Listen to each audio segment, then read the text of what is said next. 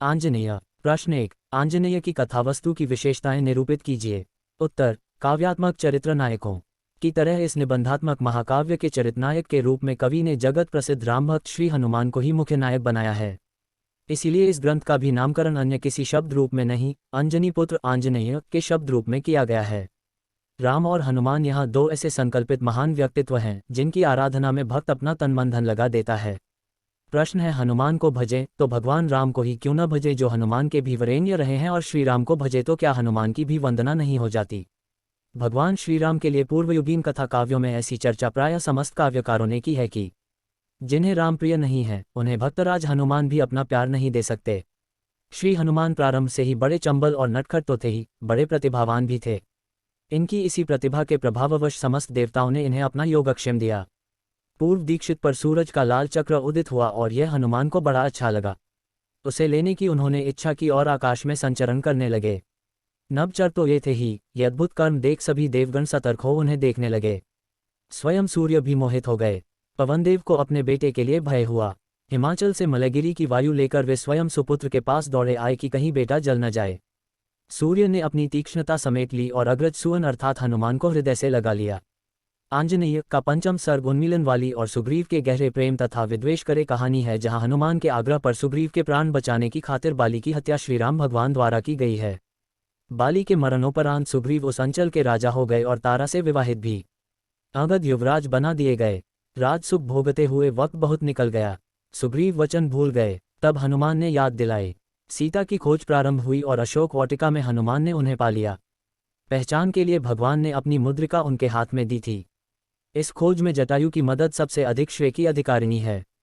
सुग्रीव की मर्यादा रह गई।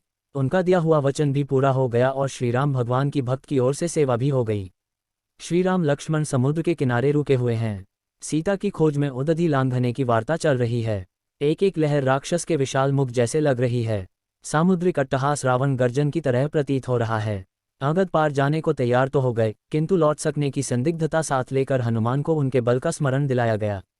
जामवंत ने हनुमान को ही यह काम सौंपा कि ये जाकर लंका से सीता का सुसमाचार लाएं।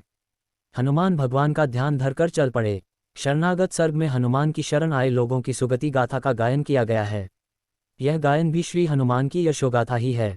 काव्यकार का संकेतार्थ यही है कि हमें पवनमृत की शरण अविलंब स्वीकार करनी चाहिए। इस जीवन जहान में जैसा हम आए दिन देख रहे हैं, छोटे भी बड़ों के सुकर्मों के अनुकरणात्मक प्रतीक बन जाते हैं। हनुमान भी वानर ही थे, लेकिन उनकी कीर्ति यह है कि वे समस्त रामकथा के ही संबल बन गए हैं। जब जो भी उनकी शरण गया उसका जीवन सफल हो गया। समुद्र में पुल बांधा जा रहा है। महावीर हनुमान राम का नाम लेकर बड़े बड़े पेड़ उखाड़कर पानी में तैरा देते हैं। बड़े बड़े पत्थर भी राम महिमा से तैरने लगे हैं। समर का यह सारा संभार एवं रचना विधान मात्र हनुमान के मस्तिष्क की उपज है। यहाँ द्रष्टव्य है कि स्वयं महिमा को भी महिमा पवनसुत ने दी और जन्म जन्मांतरों तक के लिए दिलाई है। मनुष्य का स्वभाव है कि वह हृदय से संघर्ष नहीं चाहता। बुद्धि से युद्ध रोकने की चेष्टा में अंगद को पवनसुत ने ही लंका भेजवाया था। युद्ध जब नहीं रुक सका, मुक्ति संघर्ष थम गया। इसी मुक्ति संघर्ष में लक्ष्मण को शक्तिवान लगा है। श्रीराम ने स्वयं स्वीकारा है कि यदि पवनसुत न होते तो लक्ष्मण वापस नहीं लाए जा सकते थे। जामवंत ने इस सत्य को और अधिक स्थायित्व दिया है कि जब तक महावीर है, विजय श्री हाथ से जा ही नहीं सकती। अंततः इस संघर्ष में राम की ही विजय हुई है। मुक्ति संघर्ष के बाद सभी आनंदमग्न है। युद्ध की समाप्ति के बाद भगवान श्रीराम से हंसनासीन होकर राजकाज चलाने लगे है। सबको यथोचित उपहार पुरस्कार खुशी से बांटे जा रहे हैं। सबको सब कुछ मुंह मांगा मिल चुका है, किंतु हनुमान को राम ने अपनी दुआओं के अलावा और कुछ नहीं दिया।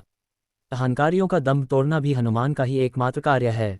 शनि का अहंकार भी भक्तों की सुरक्षा के लिए उन्होंने ही तोड़ा था और इस तरह इन्होंने अपने को कुछ ऐसा बना लिया था कि हनुमान को भजो या राम को भजन दोनों का ही हो जाता है, मानो दोनों एकात्म हो गए हैं। इस चरित्र का गान करने के लिए कलाकार ने यह सर्ग सर्जित किया है। रामदास हनुमान श्रीराम से ऐसे एकात्म हो गए थे कि जहाँ भी राम रमे हैं अंजनी सुत वहाँ साथ साथ मौजूद मिलेंगे। जैसे राम अवतारी हैं, हनुमान भी वैसे ही अवतार स्वरूप है। त्रेता के बाद द्वापर में भी भीमबंधु से उनकी भेंट अहंकार भेदन के अर्थ में हुई थी, जबकि वे हनुमान की पूंछ तक हिला नहीं सके थे। फिर तो भीम ने अपना सारा समर्पण ही उनके चरणों में धर दिया था। यही कारण था कि कृष्णावतार में भी पांडव रक्षा दल में वे उनकी ध्वजा में सदा फहराते रहे। कवि नामक सर्ग में काव्यकार किशोर ने महावीर के अनन्य भक्त तुलसीदास की गुणगाथा गाई है।